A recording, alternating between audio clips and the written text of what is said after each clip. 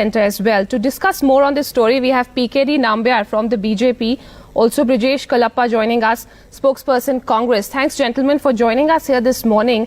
Coming to you, Mr. Nambiar, first, why is your minister not agreeing to resign? Pressures mounting. There is enough evidence, multiple accounts of contractors saying that, yes, this is a norm to pay the government in case a project comes their way. What's really stopping him from resigning, and what's the party doing? I believe that there is a young entrepreneur lost his life, and whomsoever is behind this, whether it is Mr. Yeshurappa or for that matter anybody else, should be irresponsible. They should be thrown out, irrespective of their position and stature. But in the meantime, it is also important for us to know that we must give some kind of a time. There is no urgency for a minister to resign tomorrow morning itself or yesterday or today.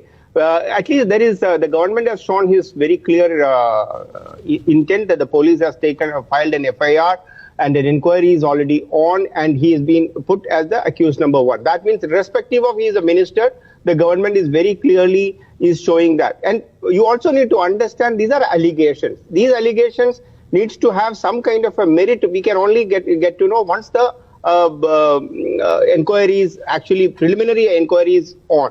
Even I think the party is waiting for that, and I'm sure that if there is something, even remotely, even Mr. Yeshurappa is involved in it, I'm sure that BJP as a party will ask him to go. But I think considering the party has zero tolerance towards corruption, comment from PKD Nambiar, sir, are we expecting any strict action now, considering the sort of pressure that we are seeing?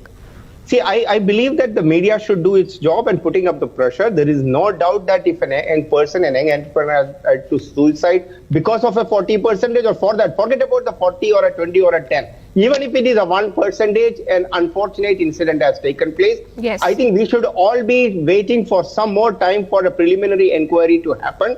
And if that inquiry shows something wrong, whether it is X or Y, they should not only just go from the government, they should also be punished. But in the meantime, the Congress should also not show its hypocrisy.